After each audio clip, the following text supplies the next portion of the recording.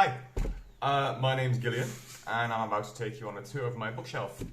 Well, this is my first video on YouTube, so I might maybe tell a bit about myself. I live in Belgium, I'm 28, and apart from books, obviously, I love heavy metal. I go bouldering a lot, and I work at a restaurant, which also makes its own pastry, because my chef used to be a pastry chef. I mean, my boss, but he's also the chef, so it's kind of mixed in. Next to that, I make reviews for Amped Up. It's a Belgian metal magazine online, so it's actually an e-zine. And yeah, that's about it, I think. Yeah. My mother tongue is not Dutch. I do live in Belgium, so our official language is Dutch, but it's actually a dialect of Dutch, and I'm told it resembles Swedish for the untrained ear. If you hear me switch from accent to accent, that's because I grew up with American English by watching movies and series and cartoons and all that.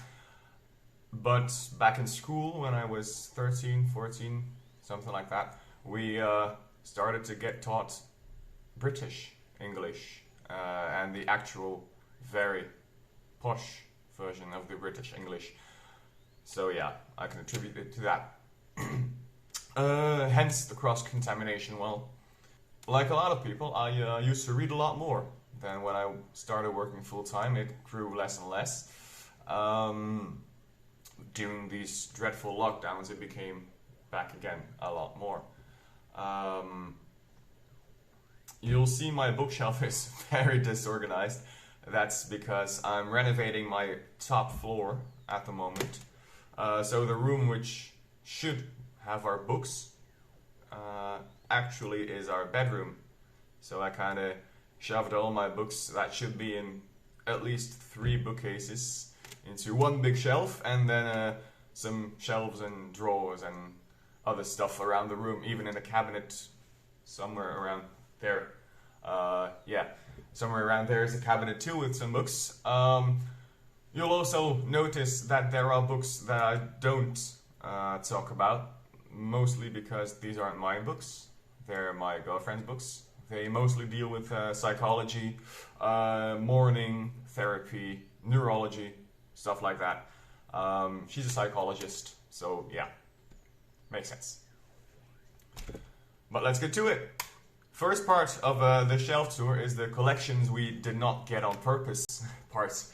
The 2 collections you see are actually about 20 years old, I think, something like that. I was young, maybe a bit older, maybe I was 10, maybe I was 11, but I didn't go to secondary school yet back then. There's also a problem with the lighting, mostly because this cabinet is positioned right in front of a window, and I took this picture during the daytime. So yeah, with the flashy, shiny plastic covers, it's sometimes difficult, but I'll talk you through it. As you can see at the top, there's the Hound of the Baskervilles. Just beneath it, it's Victor Frankenstein by Mary Shelley. There's also some books which you can obviously read the title from that are the same in English as they are in Dutch. Like example, say Pinocchio, say Moby Dick. There are also titles that cannot be read. Let's see. Sissy, of course. There's Anthony Horowitz' Granny. That's the 4th book, the very thin red one. The green one is Alice in Wonderland, which was my, and maybe some of your, first contact with fantasy. There's also Gaston Leroux's Ghost of the Opera, or Phantom of the Opera, I think it is in English. There's Tristan and Isolde, right there on the bottom. And second from the bottom, because the bottom one is Robin Hood by Michael Morpurgo. I actually have a second copy of that one on the right, just underneath Bram Stoker's Dracula. On the right, there's some of my favorite books, well, at least one of my favorite books. It's Koning van Katoren by Jan Terlouw. It's been translated in a lot of languages, I think. And there's an English translation which is called How to Become King. It's a retelling of the Herculean legend, the Hercules' 12 labors. It's about a king who dies the night our main character is born, and then the realm gets taken over by the ministers, which are comparable to the modern day secretaries of state, secretaries of defense, stuff like that. They are legally bound to choose a king, but they make it nigh impossible. So when our main character says, "Hey, I want to become king, what should I do?" they all give him tasks to do, which are actually problems they themselves cannot solve. I think it's something with exploding, not pineapples, exploding pomegranates, something with a swamp, I think. Yeah, with gas from a swamp. It's something with birds that make people's eardrums pop. There are a lot of different tasks he has to perform, but he actually finishes each and every one of them, not through brute strength like Hercules did, but through strategy, smart thinking, and a lot of creativity. And in the end, of course, he becomes king. It is a children's book after all. There's also, I think, the pink one on top. Oh, I can't even read it. I have no idea which one that is. The one just beneath it, that's Thea Beckman's Crusade in Jeans. It's in Dutch. So yeah, I have to think about the translation. The big green one is Gulliver's Travels, and Pippi Langkous is the translation of Pippi Longstocking. The bottom two ones are Jan zonder Vrees or John the Fearless, not to be confused with the Burgundian Duke, but he's a person from Antwerp that used to live about 600 years ago, I think. It's a fictional story. It's a folklore. And the pink one on the bottom, that's Mark de Bel's BH-boomhut.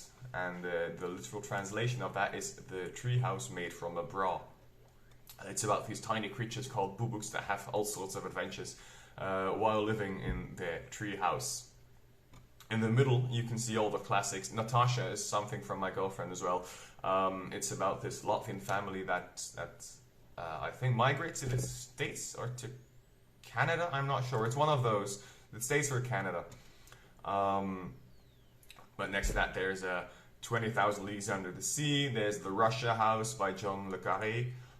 Jungle Book, Oliver Twist, The Three Musketeers, all of them in Dutch, of course, because, well, I collected them when I was young, or my parents collected them for me, or my grandparents even, I can't remember.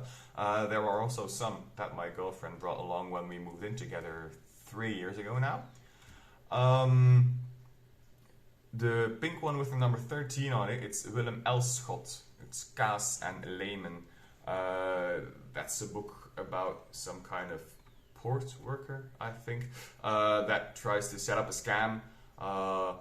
He tries to sell cheese wheels, but he fails at it in the first book. So in the second book, he writes these advertising magazines, and he sells it to big companies by writing one immensely praising article about it in the magazine and selling thousands of it to that particular company, his victim, so to speak.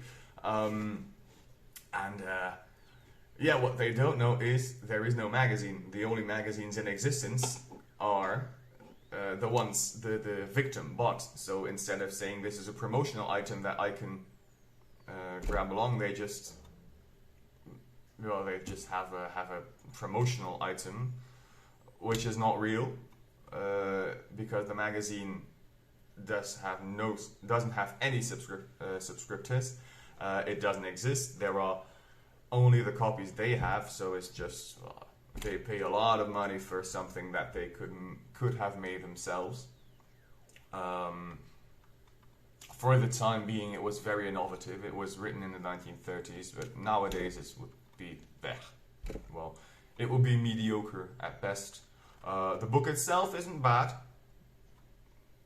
Will I read it again? No. That's a bit too far. And the one on top, the Leo van Vlaanderen by Hendrik Conscience, that's The Lion of Flanders, and it's a romanticized retelling of the Battle of the Golden Spurs, which was in 1302. It's been more than 700 years, but it's still quite relevant to this day, because it was a battle in which the Flemish peasants unexpectedly defeated an army of French cavalry, because, well, they know the terrain and stuff like that. It's still something that's talked about a lot. There's still a museum in Kortrijk, which is about a 20-minute drive from where I live. And I think it was written about 7 years after Belgium was founded, so it should be in 1838 or 39, maybe 37, because it was formed in 1830, but was not official until 1831.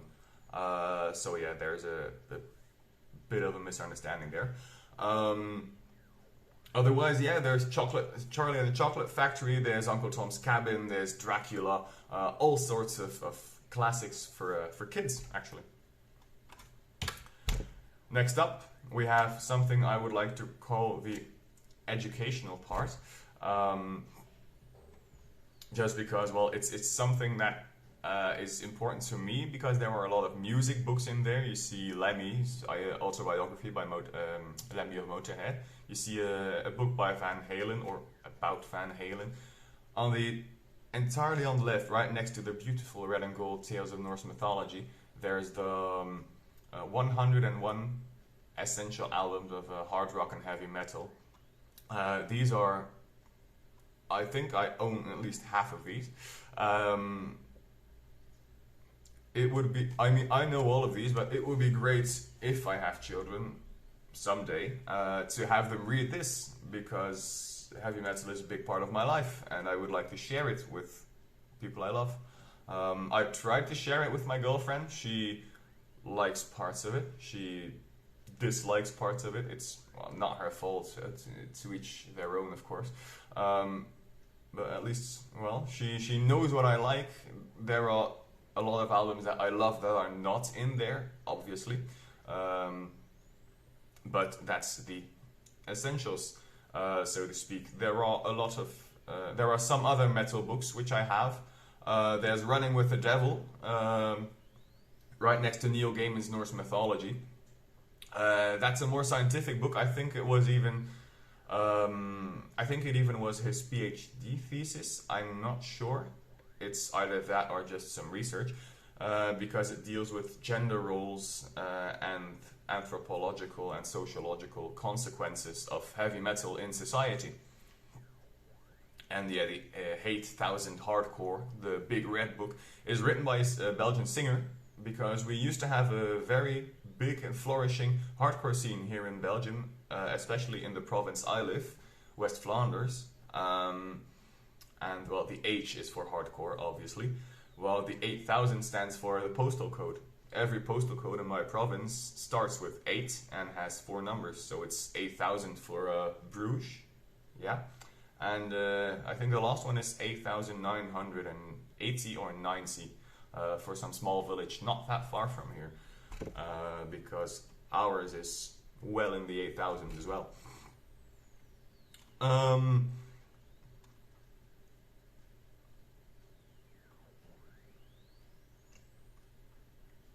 There's also, of course, the Iliad and the Odyssey by Homer. I bought this one in Milan, actually. I wanted to buy this for a long time, and I couldn't find it in Belgium, because it doesn't get printed here. I wanted it in English, because I had read the Dutch translation when I was younger in school, and I didn't like it. I didn't like how it was written. I didn't like certain interpretations of sentences, of events, and I was looking for the best translation, not really the most scientific translation, but the best to read, the most pleasurable to read, and I came to this one, Robert Fagles. Um, and yeah, I've been searching for it for about 2 years, 3 years, and I think I went to Milan with my girlfriend for my birthday about 4 years ago, I think, maybe 3. I can't remember. It's been a long time. And when we were next to the big church, the Duomo, there was this huge bookstore with a base floor, a basement floor, and an upper floor. And I think I found this one in the basement, and it was the last one. So I said, yeah, I think it's fate. I should take this. And next to that, it's of course Dante's Inferno, a part of his La Divina Commedia. It's a difficult read. It's a long read, especially for a thin book like this, because it's almost entirely written in poetic form. But yeah, I enjoyed it. I bought this right after I played that video game, Dante's Inferno, on the PlayStation 3, so it's been at least 10 years, because the PlayStation 4, I've had this one for 10 years as well, so it's been at least 10 years. Greek and Roman myths and legends speaks for itself. The Art of War speaks for itself. The other books, like what's the name? De Rivier van Herakleitos. It's philosophical books. Just like the History of Psychology, those are my wife's. Not that interesting to me, but she loves it. So yeah, Nostradamus is also one of my girlfriend's books. I haven't read it. I'm not really interested. I don't know why she has it, because it's not really something she would read, I think. And I'd like to think I know her very well after being together for 6 years. And of course there is William Shakespeare, his complete works, something that I would like to have. I haven't read them, all of them yet. I have read a bit of them.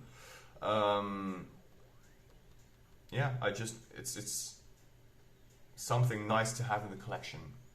And there's Zlatan, Ik Zlatan, or Me Zlatan, his autobiography by this Swedish striker, footballer. I love football. I used to play it myself until I was 15, I think. I can't even remember. I used to play it myself, but I quit because of, well, yeah, puberty and bad decisions, I think. I still watch football when I get the chance. My supporter club is Club Rouge, if you guys know about those. We're not that big, we're not that great, especially in Europe. In Belgium we're top, but that's it. On the right you can see Einstein, so yeah, I'll switch pictures there. His autobiography, well, I don't know if it's an autobiography, but his biography, let's say, put it that way. And then there's My Fight, Mein Kampf by Adolf Hitler. I will say I do not agree with anything he said. I'm a history fan. I won't say freak. I'd say more like amateur. And I share his birthday, actually. So for me, this was interesting, to say the least, and I just wanted to know what goes on in his mind, especially since my girlfriend is a psychologist. I developed a small interest in the field as well. Plus, well, he's one of the most controversial humans ever to have lived, especially in Western Europe. So yeah, why not? I haven't read it yet. It's on my to-be-read list, like more than half of my books, really. I haven't been reading a lot lately, and it's been only since I've actually lived here, which is a good 3 years, as I've already said, that I've really started collecting books. I think I came here with 40 books tops, 40, maybe 50, and now I've at least quadrupled it, at least, maybe even more. I haven't counted them yet. Other important books in this picture that haven't been talked about are, of course, Iron Maiden. It's all their albums, not really biography. It's just their albums in chronological order with a bit of history, up to and including to, the Book of Souls, which was released in 2014, I think. Yeah. So Senjutsu is not here. Their most recent one they released somewhere in the summer of last year. It's not on there. I don't miss it because I did not think it was that good. I did not think it had any amazing songs on it. When I was putting together my top 10 for the Amped Up magazine, I had actually even forgot they had a Maiden album, and I only was reminded by it because one of my co-workers or colleagues, not really workers, had placed them in his honorable mentions. So I think only one of us, and there are 10 of us, I think, had it in the top 10. So for a huge band like Iron Maiden, that's not that good. And then there's Birth, School, Metallica, Death, which is the first volume of their biography, the origin of Metallica. It goes from their beginnings, their humble beginnings, back in the beginning of the 1980s when they weren't even together. So I think that should be 81, 82, something like that, up until the evening of the release of the Black Album, their self-titled Metallica album with Nothing Else Matters on it. And that was somewhere in 1991. There's a second volume which picks up on the day of the release of the Black Album, which I haven't bought yet. I have read it and I am planning to buy it and read it. I mean, I have read the first one and I'm planning to buy and read the second one, but I'm not sure when, how, why, when I'll have the time. But now we get to the exclusive part. This is a part I actually forgot when I put together the first video, because it's kind of hidden inside my cabinet. This is right below the other part of the educational ones that you just saw. But there's also some clothes in front of that, also due to the fact that we still do not have an actual bedroom in which we can put a wardrobe in. These first books, you see the titles aren't really easy to read or well legible, but these are actually philosophers. It starts with Plato, Aristotle, all kinds of ancient philosophers from ancient Greece, ancient Rome, stuff like that, and it goes all the way up to the new ones, more modern ones. Like Berkeley, like Mr. Russell as well, who died in 1970. They're all a little bit of a biography, but there's also a bit of their viewpoints. Of course, if you have to write about philosophers, their viewpoints are intertwined with their personality and with their life. So it's a biography slash textbook, I think. I mean, I know it's a kind of a textbook. It's just it's difficult to put into words, to actually put my finger on the correct term, because a textbook it's not that simple, to put it that way. Next up, there's also, of course, the icons. You can see it in the first picture, the 20 number right next to the final book of the philosophers. These are actually 20 world-renowned icons. It was also a collection with the newspaper.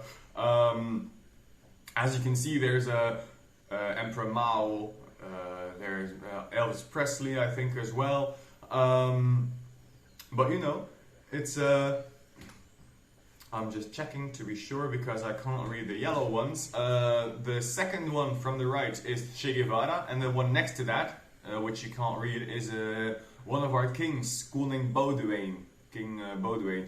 He is actually one of our least controversial kings, while at the same time being the only one that has been dethroned.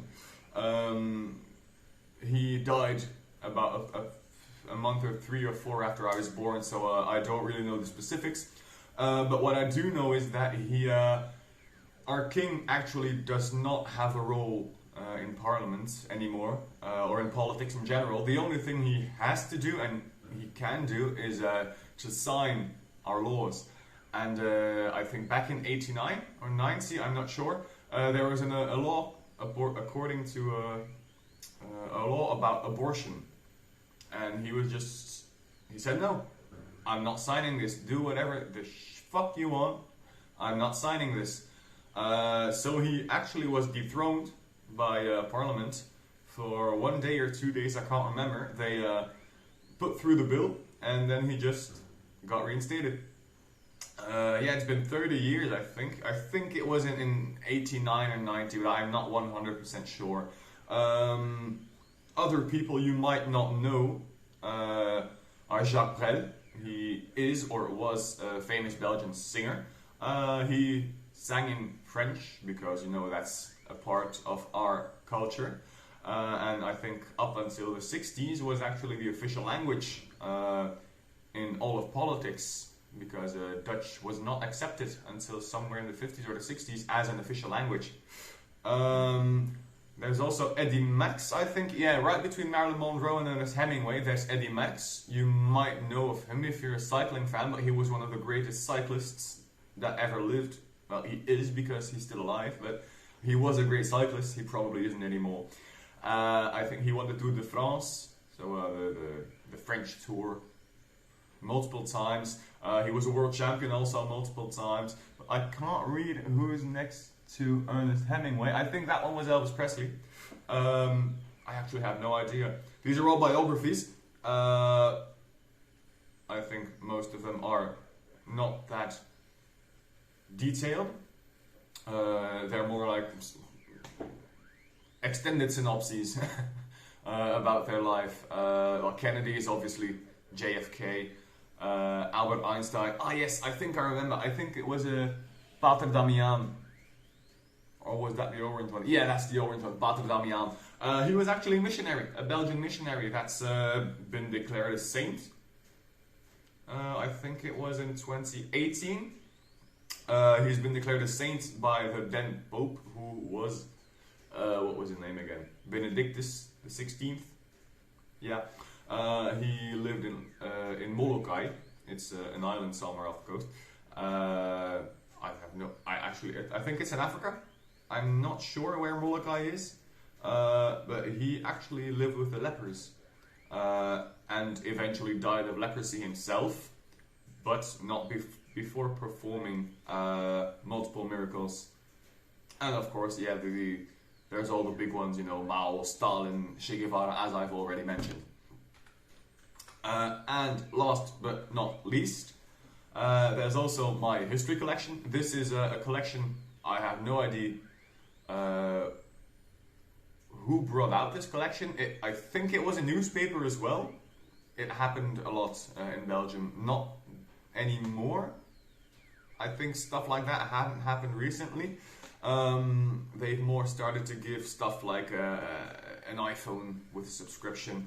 I had a tablet with my subscription. I received a tablet. Not that great of a tablet, but still, it's a tablet. I think it was a Samsung something. No idea. I still have it, and I use it as my Kindle. So yeah, it does have its uses.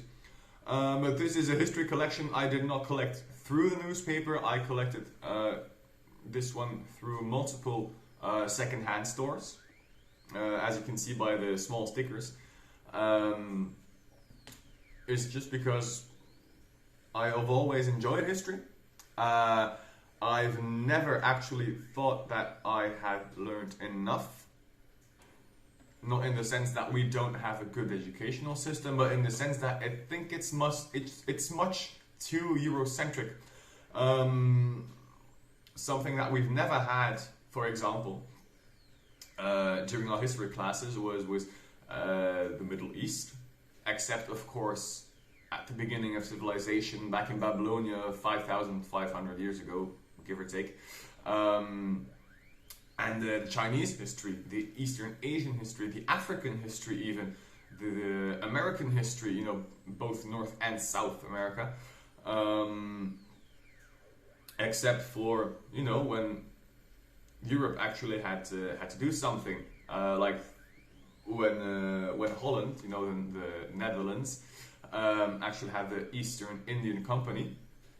Then we saw a lot about Asia. During the World War period as well, we got taught a bit about Asia, especially about Imperial Japan. Oh yeah, in South Africa, of course, during the Reconquista, you know, the exploration somewhere in the 15th century, with the Aztecs, with the Mayas, stuff like that. So yeah, actually the only time we actually got taught something about cultures other than ourselves is when our culture came into contact with it. This in contrast to this series of books, which actually handles big parts of Chinese history, big parts of African dynasties, some parts of not enough to my liking, I'll be honest, some parts of Scandinavian history, Russian history. So yeah, all the stuff we didn't actually get taught, which wasn't apparently important enough to be in the obligatory curriculum, but which is still, I mean, history is something that you can't see one thing without the other. For example, take World War One. You can't see the First World War without having the Italian unification, or thinking of the French and German, or back in that day, the Prussian unification. Austria-Hungary, of course, with the Habsburgers. The 100-year war between England and France is something that will always have an influence on that. But also, then after that, you have the Russian Civil War that's going on as well. So yeah, there's all kinds of stuff which are so intertwined. I think it's impossible to see one without the other. So luckily we got taught a bit about Imperial Japan before actually handling World War II. But yeah, my hunger hadn't been satiated, put it that way. And the white book you see, it's actually, I thought it was a fictional book when I bought it, because I don't know why. I thought it was just a historical fiction book, but once I started reading it, I actually knew it was about, I actually saw it was about Roman generals back in ancient Rome, so 2000 to 1500 years ago.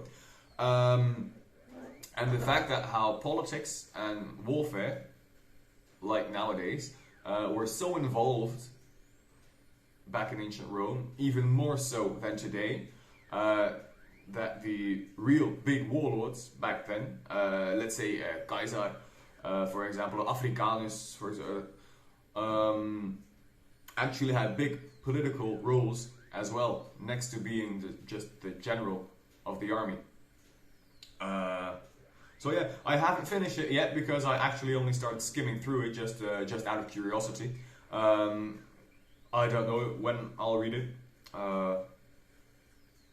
I'll see. I think I'll read it after I've read this third book, because the fourth book actually of this series is Ancient Rome. I might read it between the Greece and Rome books, so between 3 and 4. I might read it after. I think it depends on what's described in Greece, in the book about ancient Greece. If there's a book, or if there's a chapter, for example, about how Greece finally got conquered by Rome, yeah, I'll see. It'll depend on on the text of those two books, of book 3 and 4. I might read it in between, I might read it after, because there's also the ancient Rome, and then the Roman Empire is actually the 5th book. So there's 3, 4, and 5, because I think it's only the 6th one. Yeah, the 6th one that starts with Charlemagne. So yeah, I think I'll just read it somewhere. I'll know. I'll see then. But yeah, I think that's it. This was the first part of my bookshelf tour. The second part should be up in maybe tomorrow, maybe in 2 days. I don't know. Biggest part of it's already been recorded. Depends on what I still have to do today. I still have to get vaccinated today. I'm getting my booster shot. So if you don't see me for a few days, you know what happened. Yeah, that's it. Yeah, Belgian book lover saying bye-bye.